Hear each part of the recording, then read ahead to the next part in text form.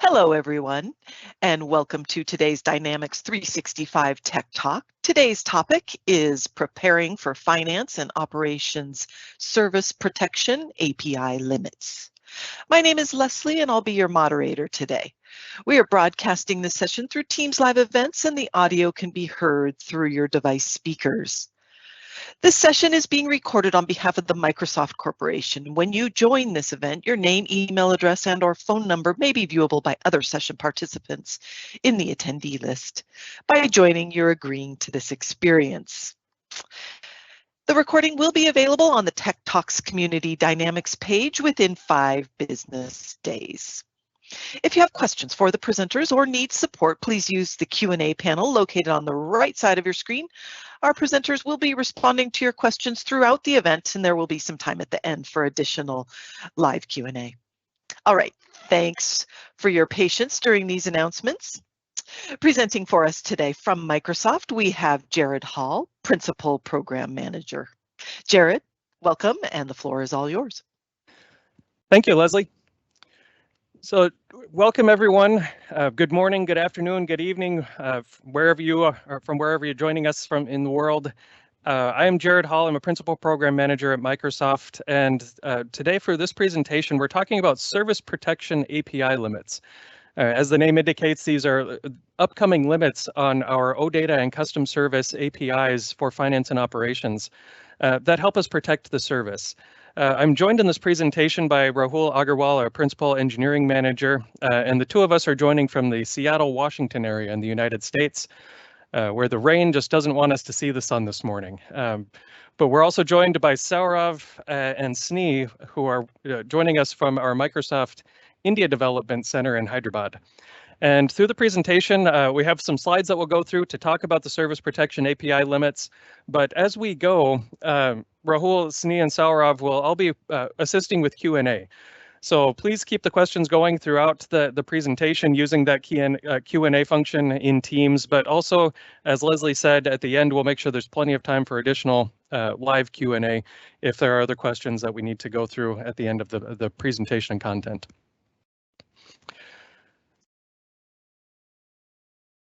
So our service protection API limits.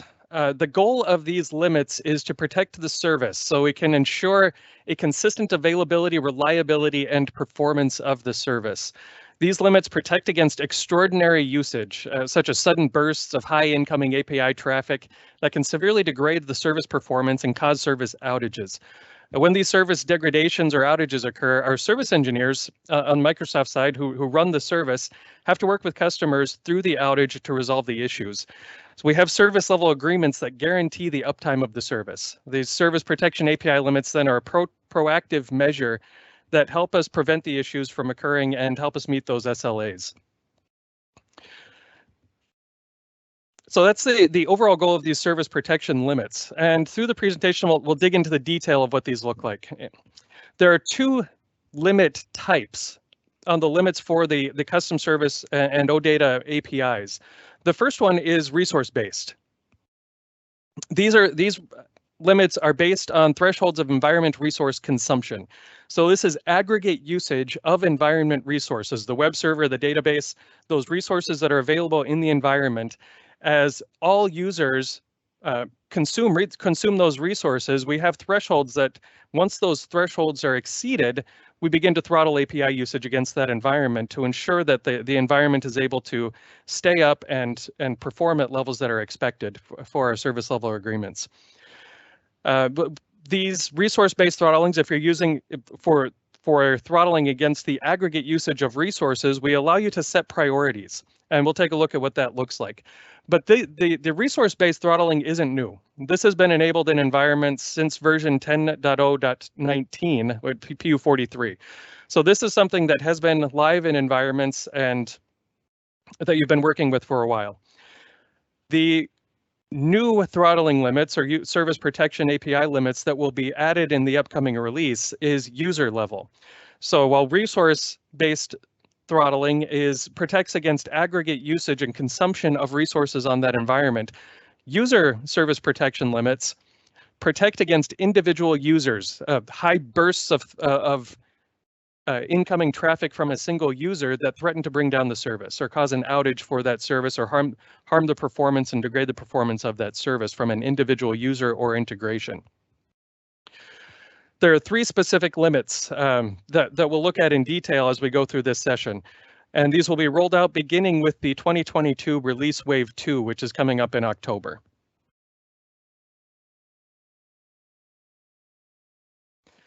So just a graphic to graphically demonstrate the difference between the resource-based API limits and the user-based API limits.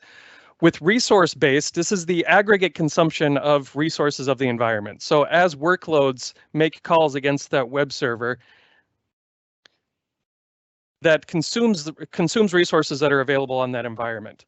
And as we get to that point where all of the workloads, both API consumption and otherwise against that web server are consuming those resources, there can come a point where you're exceeding the available thresholds or resources available on that environment. When we reach that point, we need to throttle API usage so that we can bring that back down under the thresholds of environment consumption to ensure that we don't get outages and we don't degrade the performance of that environment. So at that point, we begin to, on subsequent calls from other clients or existing clients, return a 429 response to that client for the API request that comes into the service. Which 429 response is just too many requests that says wait a little while and try again once we're able to get resource consumption back down under acceptable thresholds. So as we look at that, one of the questions that we see is that there is no one client that in this scenario that may be responsible for the high consumption of resources. It may just be an overload at one point of a lot of different clients coming in. So then the question becomes, how do we prioritize which of these clients would get throttled, would receive that 429 response and become throttled, limiting the usage of that API. So we wouldn't necessarily need to limit all clients, just a few prioritized clients to bring it back down under acceptable thresholds. So with that question, how do we determine which ones? We let the consumer decide or the customer decide on that environment. In finance and operations, we have a page where you can go in and set the priority mapping for your AAD integrations. For the Azure Active Directory applications you have set up in your finance and operations environment, you can set the prioritization for the resource-based throttling. And this means that you can list them out, and as shown in the screenshot here, for each of those integrations, you can set the priority, high, medium, or low. The high priority ones will be prioritized last for throttling. The low priority ones would be prioritized first in that order of as we send that 429 response, we would first throttle the low priority integrations. And then the throttling manager honors that prioritization as resources exceed the acceptable thresholds in that environment.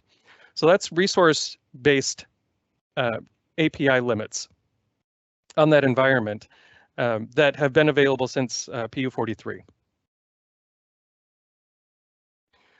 Looking at the upcoming user-based service protection limits, these, as a reminder, are per user or service principal.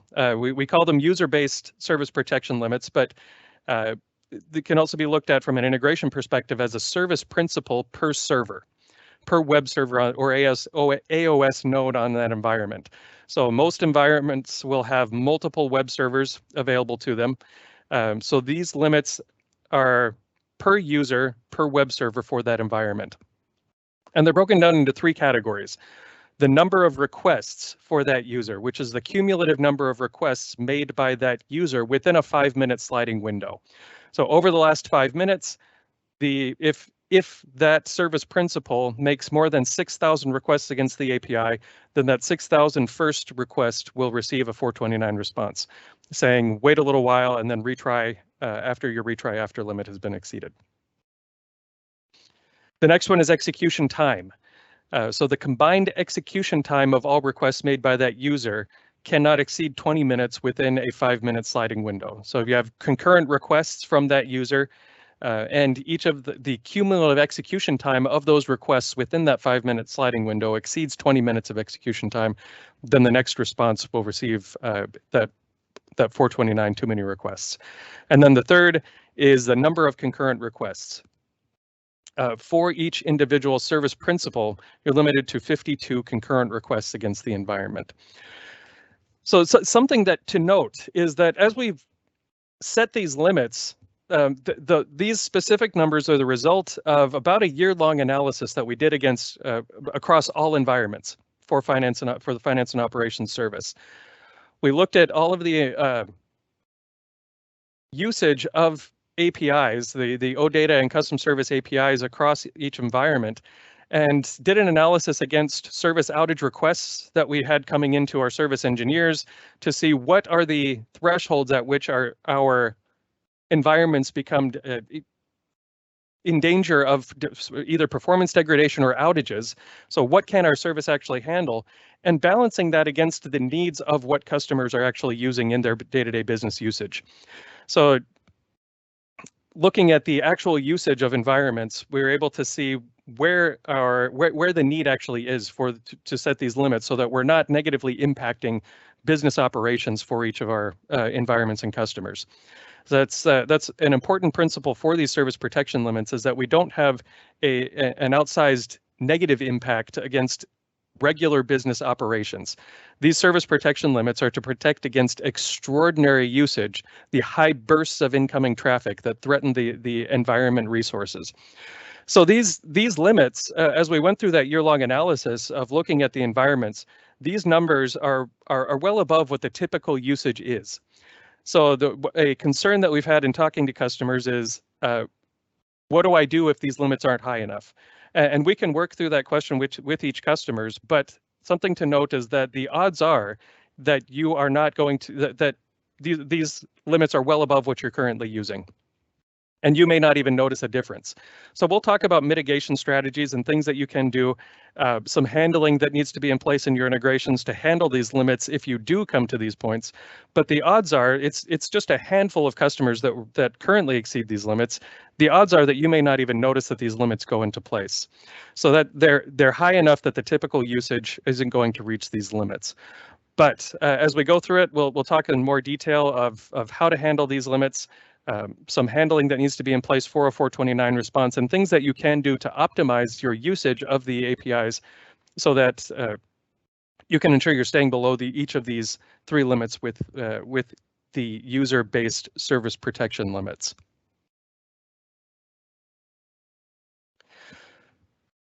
So how we're rolling these out. These will be enabled through feature management to put control in the hands of each customer so you can make sure that you are ready for these when they roll out. So we'll roll out slowly, making them optional at first, and over time they will become mandatory and enabled by default in environments. So looking at the timeline, this coming September 2022, we will enable them. We will enable the limits. The feature management switch will become available in finance and operations environments in version 10.0.28. That's PU53. When they are first introduced, that feature management switch will be optional and off by default.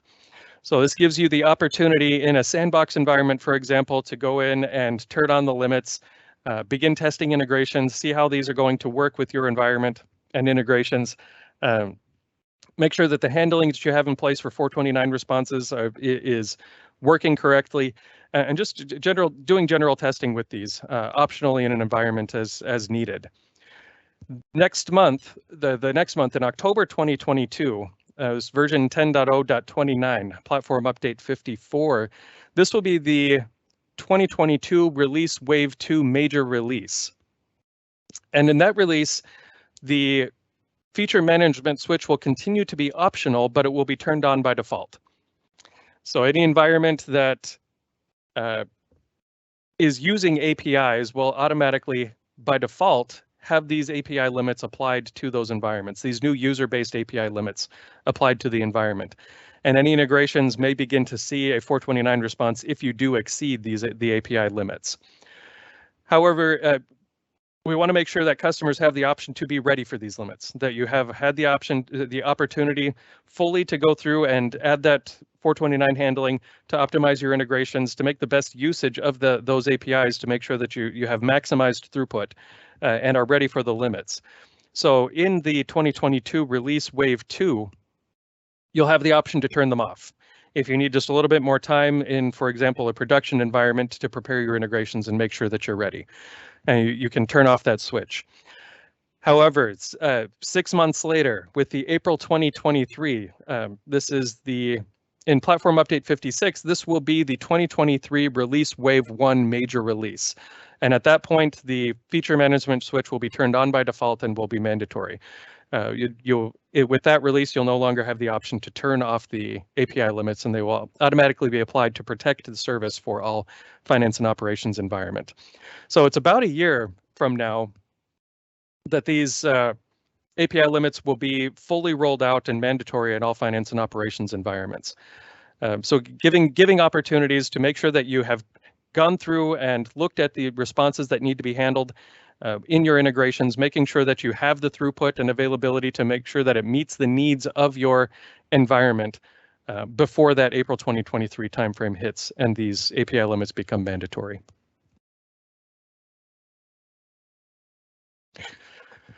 So in this next section, we want to look at things that you can do to handle those API limits in your integrations. And first, before we get into it, I want to do just a really quick demo in Postman to show what the response looks like, because we're using standard responses with these API limits to send a 429 too many request response. So if we have, refresh my token, let's look at worker tax codes. And in this environment, I've set the API limits artificially low so that we can become throttled with my responses. So let's say I send a request in, I get my worker tax codes, and it comes back successfully. But if I repeatedly send bursts, I believe I have it set to 6 in this environment. So after I continue to send this, that's too many requests within my 5-minute window that's allowed for this service principal, this user. And I get a message back that says this request could not be processed at this time, experiencing high utilization. And we see that it's a 429 too many request response that we get back from the finance and operations service when I make that OData request against the service. Something to note is that this message is specific to resource-based throttling. Within the next release, and by the time we release in September to have that testing done, we'll have more specific messages to each of the individual throttling types, the API limit types. So you'll see one that's specific to resource-based throttling, and you'll also see one that's specific to the 3 different usage-based throttling, user-based throttling types, so that you can tell which of the limits was exceeded from the message that gets returned in the response. But this is the message that's returned. We have our status code, and another key here is in the header to see what's my retry after. So the retry after response, this is a server calculated interval, retry after interval that tells you when you can retry this request without being throttled again. So in this case, it says wait 75 seconds and try again to be able to complete this request successfully. This is fairly high because I have really low limits on this environment, but this is calculated based on an algorithm on the service based on the limits that you have set on your environment and the usage. So it looks at all that, does a calculation, and tells you try again after this number of seconds to complete this successfully. So this is the primary thing that needs to be considered in your integrations. And any change that may need to be put into place to prepare for the user-based service protection API limits that are coming in October. And you may, best practice is to have this in place anyway, and we have had service protection API limits on resources for a while, so you may already have this in place and be prepared from this perspective to have handling for that 429 response in your integrations. But if not, this is something to look at and consider to make sure that you can handle this response, look at the retry after interval, and make sure that that's considered in your integrations.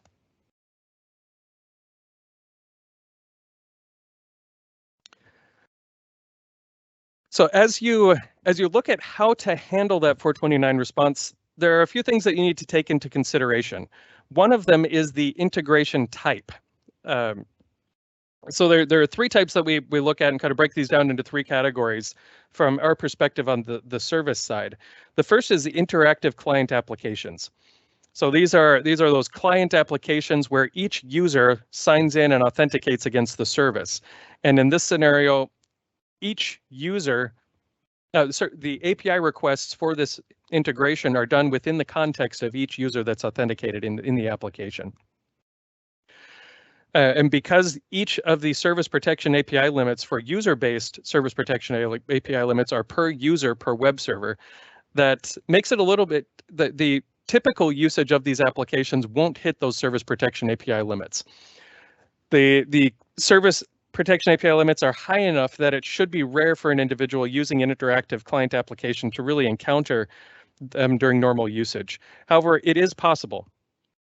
If the client application allows for bulk operations, the client application developers need to be aware of those operations that can happen within the application that may exceed those service protection API limits.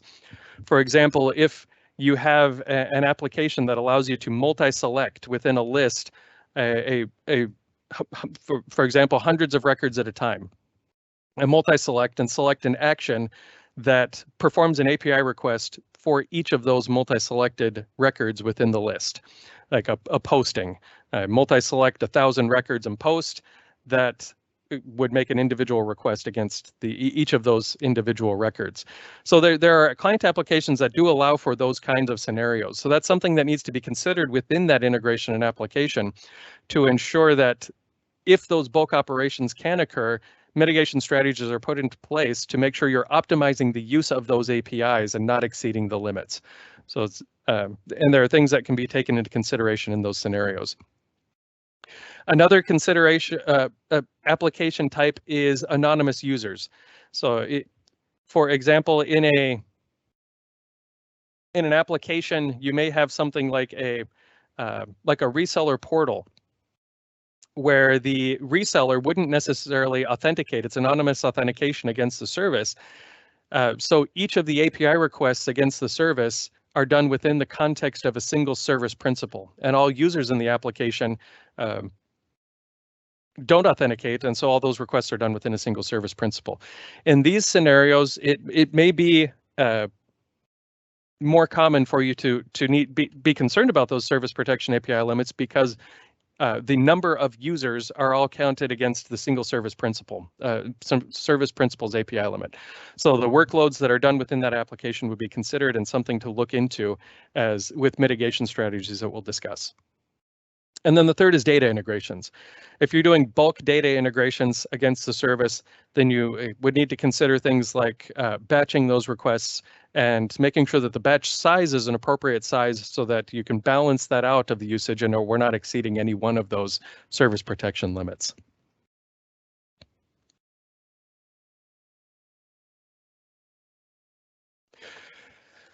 So how do we handle a 429 response? It would be different between interactive and non-interactive applications. And these are just general guidelines, things to consider as you're planning out how you're handling the 429 response. For interactive applications, for example, just general guidance would be when a user is performing workloads that exceed those API limits, display a message that the server is busy. You don't necessarily need to show them the message that is returned from the API that says you have exceeded, or 429, you have exceeded the number of requests, but display something a little bit more friendly that says the server is busy, please wait.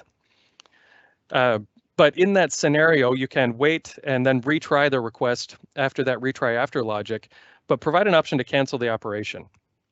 If that user doesn't want to wait for the server to become available again, provide the option to cancel that operation and make sure that you don't allow that user to resubmit additional requests when there is one request that's still waiting to be retried, because then it's sending additional load against the server and just causing additional 429 responses to be returned back and causes that retry after interval to continue to grow and tell the consumer to wait while those resources need to be brought back down. For non-interactive client applications, so these could be data integrations or other non-interactive clients, just wait for the retry after. Make sure that you have consider that in your code to look at the retry after interval that comes in that 429 response before sending the request again, so that it can be optimized for that response. This is just a quick example from that's included in our documentation on the service protection API limits to show how this could be handled, for example, in a C# application. If we're looking for that response and we see if that's the status code in that response is 429, that too many requests response, we can set our default wait time to 30 seconds, but then look for that retry after in the header of the response. We'll have that retry after interval that's included in the response, set it to that, and then just wait for that number of seconds and then retry again. And then you'll be able to complete that successfully. So just a quick example on implementing that retry operation within your integrations.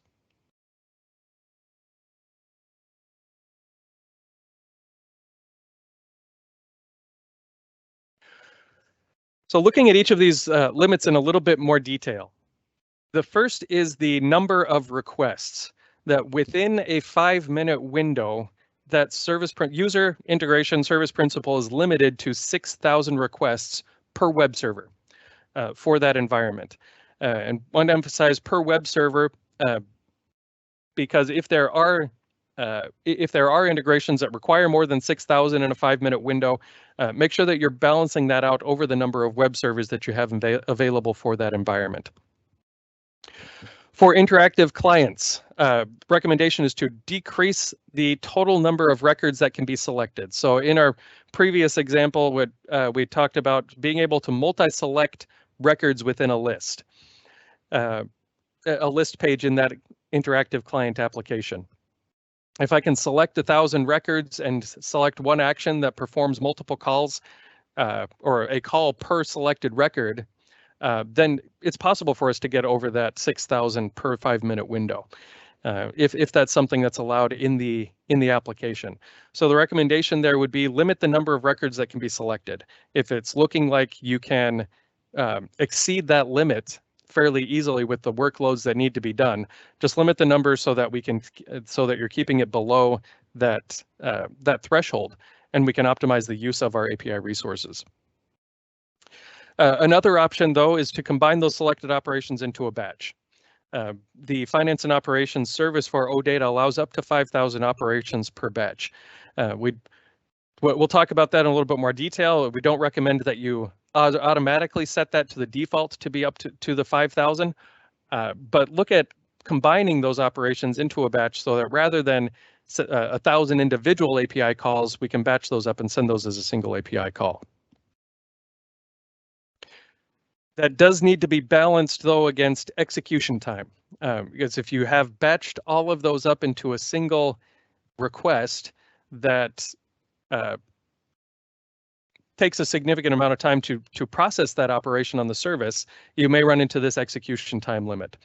So this limit is against the combined execution time of the incoming requests for that client. So as the graphic shows, we may have a client that sends 5 parallel requests, not necessarily concurrent, but within that 5-minute window, we can send multiple requests. And if the execution time, if in this example we see 5 requests going in, if the execution time of each of those requests is over 4 minutes, then we exceed that 20-minute total combined execution time within the 5-minute window. And in that case, we would return a 429 response for the next request that comes in from that client, so that the user, that service principal, isn't exceeding our API limits for execution time. So the thing that needs to be balanced from the guidance of the previous is the guidance was to batch up those requests. The guidance for this is to make sure that the batches aren't so large that you're exceeding the total execution time available for that client. So we don't have a single user service principal integration that is consuming all of the resources with the execution time and the resources available on that environment. So divide these into smaller operations, and if needed, divide it across multiple service principals for batch operations, or for data bulk data operations against the service.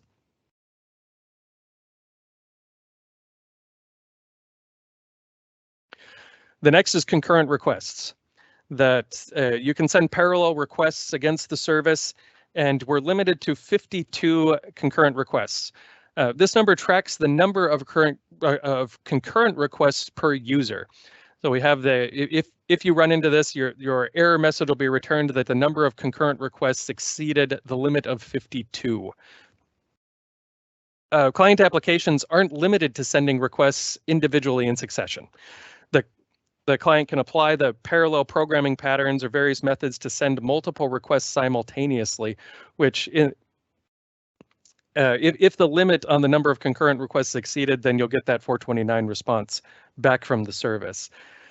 So if you're using parallel programming in .NET, the default degree of parallelism depends on the number of CPU cores that are available on the server that's running the code. But you can define this within your application by setting the max degree of parallelism property in your code. And you just want to make sure that you're not setting that to anything greater than 52. So you're limited to 52 concurrent requests per client or service principal. And once you exceed that limit, we'll get that 429 response back. So consider that parallel options max degree of parallelism when you're doing your programming. Because this can be a good strategy for you to increase throughput by using using multiple threads and sending those concurrent requests. But we want to make sure that we stay below that limit so we're not overloading the service from a single user client per web server. So this next section is general guidance on maximizing API throughput. And as a quick introduction to this section, this is something where we have gone through and put together a list of general recommendations on things to consider while you're maximizing throughput for your integrations. So we want each client, as you're working through your integrations and making these optimizations, to make the best usage of APIs. This will improve your performance. It'll improve performance of applications. These are best practices for having a better experience and usage of the finance and operations service. So the overall goal here is to improve the overall experience for clients. But as we work through these, we want to highlight that these are general recommendations. That sometimes we'll get questions from customers that are using finance and operations asking for specific guidance and direction. And it's not possible for us as a Microsoft service to tell you exactly what balance of each of these strategies should be used to optimize your integrations. Every integration is different.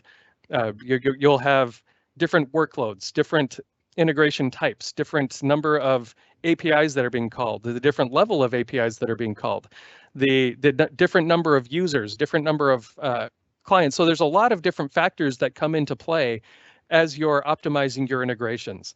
And from a Microsoft perspective, we can't give you specific guidance on the balance of strategies that need to be implemented to have perfect optimization of that service.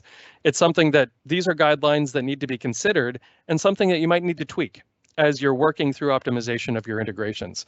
So these are general guidelines to consider. We'll talk through them and things that just general things that you want to consider and look at in our documentation as you're working through these optimizations. First thing to look at is how do you monitor API throttling? So if you the first question that you might ask is how do I know if I've been throttled, what has been throttled, and take the next steps to optimize the things that have been throttled. That first thing that you should look at is trying to figure out what has been throttled and the reason for that. So we provided a report in Lifecycle Services, the request throttled query that you can look at that will give you all the information on requests that have been throttled in that environment. So this is just a quick screenshot to show that for those requests that have received a 429 response in that environment, you'll see when it was throttled, if the 429 response was sent, the endpoint type, whether it was an OData or a custom service API, the request URL, so you know what is the endpoint that was being called, the user who did it, the application IDs, and the priority that was set for that environment. And additional information in other columns that are expanding out. So you can get a lot of rich detail on what has been throttled, so you can begin to understand what was it and why was it, and how did it exceed that limit. So you can begin looking into the details of how to optimize that integration to stay below API limits. So this is a report that's available today for resource-based API limits. So you can get that information today on the if you are getting 429 responses back from resource-based API limits. When the user-based service protection limits roll out, this same report will also provide information on those limits. So if you receive any 429 responses for user-based API limits, you'll get that information on this report as well. The next question that we typically get then is, how do I know what hasn't yet been throttled, but may soon be? How do I optimize my integrations if I'm not getting throttled yet? So that is a report that's coming soon. We will soon be adding to lifecycle services to these queries, a list of the throughput that you're getting for your current API integrations, so that you can look at the API integrations that you have currently and see what is the current consumption of those APIs, so that you can start to plan and optimize against the usage, even if you aren't currently hitting any limits. And that will help you prepare and see, is it something that you need to be concerned about, and just to have a general understanding of how you're stacking up against these API limits in your environments. So that's a report that will be coming soon, will be available for you to begin planning and optimizing your integrations.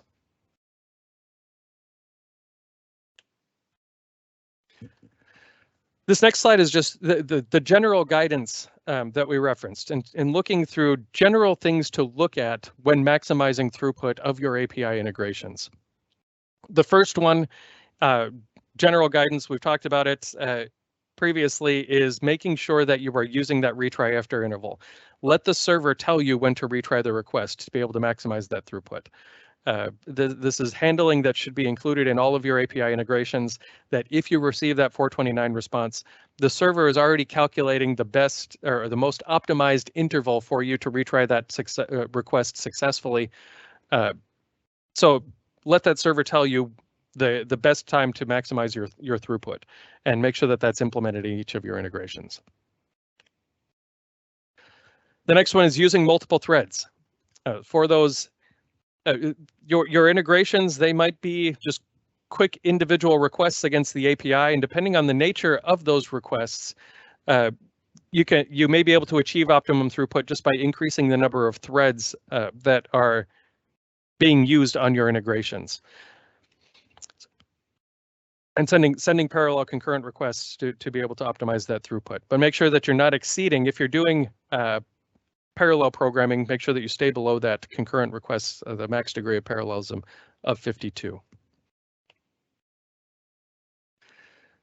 The next request, or the next general guidance, is distributing the workloads across multiple service principals. Keep in mind that the user-based service protection limits, as we called out previously, are per user per web server, or per service principal per AOS node of that environment. You have multiple AOS nodes available on that environment typically. But look, if you're doing all of your integrations with a single service principal, you have a better chance of reaching those service protection limits. So the guidance is, do not use a single service principal for all of your integrations. Make sure that you have a service principal per integration if you have those integrations that are either anonymous authentication, where it's a single service principal for that one integration, or for those data bulk data operations within integrations.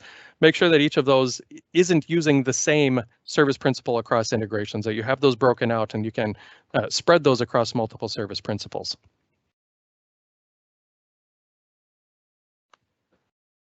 Next general guidance is to avoid large batches.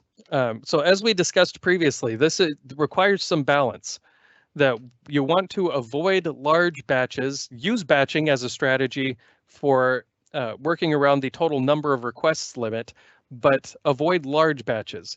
The limit on the number of operations per batch is 5,000 for finance and operations OData, but don't set this as your default. You want to start out with small batches and gradually increase that until you see maximized throughput. If you start out with 5,000 and you're sending those bulk operations with 5,000 in your individual batches, you may end up running against the total execution time limit that's overloading the service with those bulk data operations. So start small and gradually increase the size of those batches until you see maximized throughput.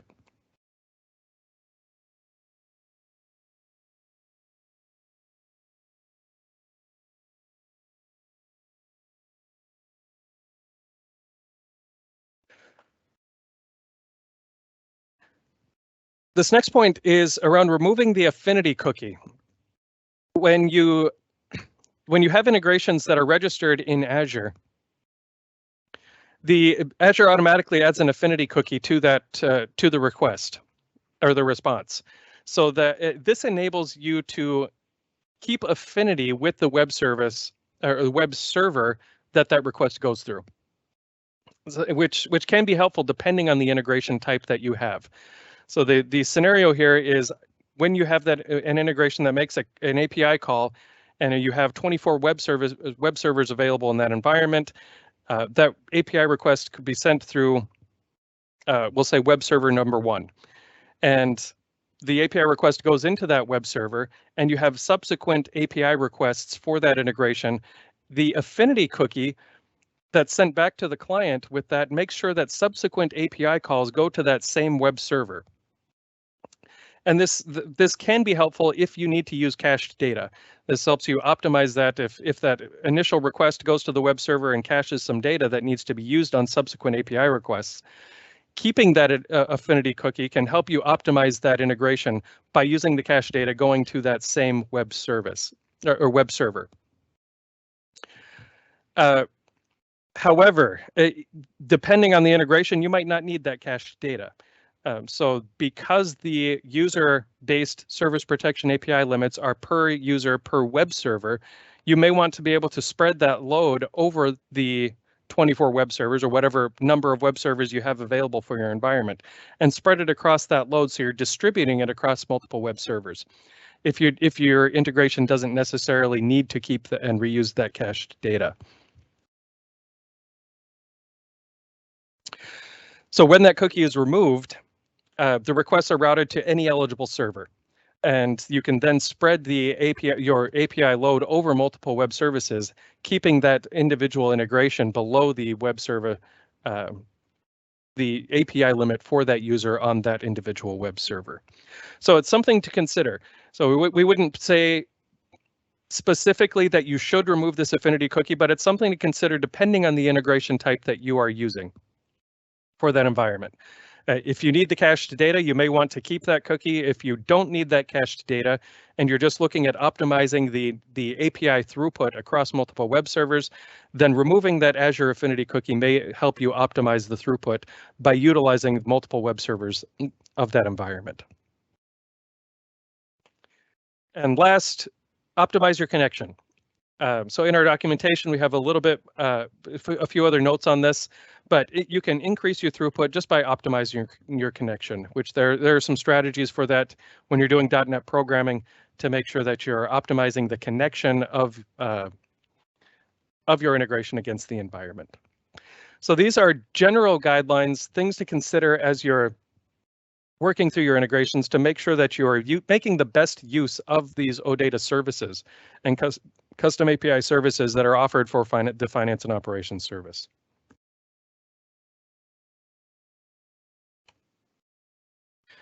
One last note is that there are some temporary exceptions, and we want to highlight that these are temporary exceptions from the API limits for Microsoft services. So this is a list of internal Microsoft services that use OData and custom service API limits for finance and operations service. And at this point, these are not yet ready for handling the service protection API limits. That preparation is coming, but until then, these are temporarily exempt from the API limits. But if you have integrations built against any of these, you would still want to make sure that your integrations are preparing for when the exemptions are lifted on these by making sure you have 429 handling for a response coming from any of these services. And also something else to note, the second from the bottom, Power Platform Virtual Tables for Finance and Operations apps. The service protection API limits are exempt on the finance and operations side. If you're familiar with virtual tables for finance and operations apps, these are requests that go through the Dataverse web API and then are sent into finance and operations through that OData endpoint or the web service endpoint for finance and operations. So the service protection API limits are not applied on the finance and operations side.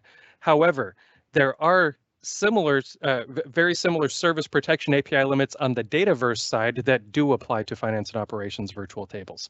So that's something that you want to consider if you are writing integrations against the Dataverse web API that consume virtual tables for finance and operations apps. And actually, something else to note while we're talking about Dataverse web, the Dataverse web API, as we look at One Dynamics, One Platform, that effort that's happening across the Dynamics and Power Platform, actually that finance and operations and Power Platform, we're trying to bring the platforms closer together. So when we looked at these service protection API limits, we also looked at the service protection API limits that are available on Dataverse. For the Dataverse web API. So if you're familiar with Dataverse web API integrations, you'll notice that the limits that we have set and the guidance that we have set are very similar between the two platforms. And that was very intentional, that these are balanced, that our API limits are balanced to see what can the finance and operations service handle, but also making sure that we're falling in line as close as possible to be consistent with Dataverse. So when you have those cross-platform integrations, that you'll have a consistent experience between those two platforms as well. All right, so we've reached the end of the content. We have call to action. These are the next steps that we're hoping that you'll take out of this presentation. We're hoping that we've presented the service protection API limits. We presented their goals. The timeline in which they will be rolling out, and some mitigation strategies, things that you can put into place to make the best usage of the OData services and APIs that are available for finance and operations to optimize your experience, optimize your throughput, and improve the experience that you have. So the next steps that we want you to take are to make sure that you implement handling for that 429 response. That's the base level of handling that needs to happen so that you're not receiving unexpected errors within applications and data integrations. Because you'll most likely be well below those limits in your integrations based on the telemetry and analysis that we've done. But if you do have that sudden burst of API usage, you'll want to make sure that you're handling that appropriately and using best practices in your integrations to handle that 429 response that may be coming from the service. So that's the first step that we want you to take. Next, take steps to optimize your integrations. As we talked about, look through the guidance that we have, look through our documentation, and take steps to optimize the experience that you have for your data integrations with finance and operations. And then review additional resources and provide feedback. The additional resources that we have, first and foremost, look at our documentation. We have an aka.ms link listed there, FinOps API throttling, that'll take you to our documentation. And we want to call out that everything we have discussed in this presentation today is documented in that documentation online, with a few more notes here and there. But we want to be as thorough as possible in providing general guidance in how you can optimize your experience in using our APIs. But if there's additional information that you need, additional questions that you have, please let us know. We've set up an email account that comes directly to our engineering team that Rahul, Snee, and Saurav and I all monitor to have those questions that come in that are specific to these API limits and how to handle them. We can't, as we mentioned, provide you specific exact guidance on how to use these limits, but we do want to make sure that you have the resources available to you so that you can optimize your usage of the APIs. One of the questions that we have had in doing this presentation in the past is, what if these limits aren't high enough? And our guidance on that is please look at the mitigation strategies. Please optimize your experience with the API usage. Take a look at all of the general guidance that we've provided and see what are some ways that we can make sure that we're getting best usage out of the APIs and really make sure that the limits aren't high enough. Because the odds are that they are, just based on the analysis that we've been doing across all environments. There's a handful of customers that we need to work with specifically to figure out how we handled some integrations that are currently above that, but it's a very small handful of customers. With your experience, if you're looking at those limits and have concerns about whether or not you'll be able to stay below those limits after you've gone through all the documentation and looked at some of the mitigation strategies, if you still have concerns about it and you have questions, please reach out to us. As we want to make sure that you have that best experience with the service. We don't want these API limits to become a limitation for your regular business operations. The goal is simply to protect the service and make sure that you have the best experience, and we're not degrading performance and bringing down the service from individual users who are having extraordinary usage and bursts of usage against those APIs. So looking at those goals, as you look through that and try to optimize that experience, please reach out to us if you do have other questions. Along those lines, coming in a couple of months, once we've been able to roll these out a little bit further and spread more information, and customers have had a chance to start looking at the limits and looking at these strategies, we'll open up office hours that'll be open to anyone, all customers, partners, to join into those office hours and ask questions, where we can be available to you to answer those questions and see what are the best ways that we can best manage API, the service protection API limits. So look for additional information coming on that coming soon over the next few weeks. And with that, we have reached the end of our content, and we have some time left to answer any additional questions that have been coming in the Q&A or more questions that we have live. So Rahul, are there any questions that we want to cover in the live Q&A? Yeah, I think there have been a lot of good questions and we have been responding to them, but maybe I can discuss a few which are kind of most liked questions. So I think one of them was about, for the demo, it was mentioned that the thresholds were lowered for testing. Can that be simulated in a tier 1 development environment for testing purposes? So I think this is a common ask we have seen from a lot of folks, and currently there is no way for a customer to go make this change. But I think what we can do is we can discuss and see if there is an opportunity here to provide that capability so that you can try it out or kind of simulate in your dev environment so that you can better test your scenarios. But the general guideline, in the absence of this capability, is to the retry handling sample code that Jared was showing earlier is available on our documentation. So you take that and go implement it in your integration and then run through a standard performance testing, which you would do like in general for your application and to kind of test your traffic. And that should give you some confidence. But yeah, I think that's kind of the only option that is available at this point in time. That's great feedback, though. Thanks for that question. Yeah. The other most liked question was around, will I be able to see current API usage to know if we will hit the limits?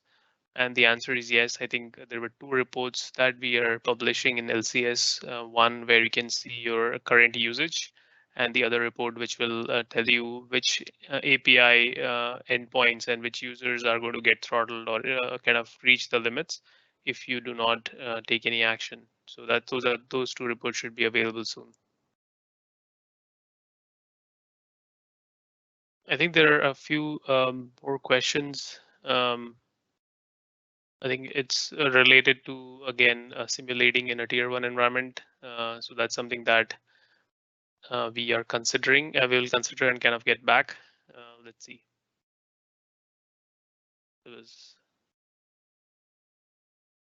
There's just one question that came in. If I have Azure AD, Azure App ID 111 mapped to admin user, and then have Azure App ID 222 also mapped to the admin user, are those evaluated as separate service principals, or would they get lumped into single throttling group for the admin user? Saurav, do you want to answer that? Yeah, those two would be considered as two different integrations. So yeah, it's always application plus user. All right, thank you. I think that's it, I think. Yeah, back to you, Leslie. I see, before we drop off, I see that Nathan has added an example of how you can simulate throttling in a T1. So I haven't seen that documentation, but that may be something to consider. Thank you for adding that that link, Nathan. We can check that out and see if it's simulating is easier to do today. But thank you, Rahul, Sneeze, Saurav, and everyone who asked questions and comments. We appreciate all that, but make sure that you take those action items, take a look at it, and we look forward to additional conversations on this topic going forward. Thank you. Back to you, Leslie. All right, thanks, Jared. I've posted a link to a short survey in the Q&A panel. We'd like to get your feedback on today's session and hear what you'd like to see in future events. We do thank you for your participation on this. As a reminder, the recording of today's session will be available on the Tech Talks Community Dynamics page within 5 business days.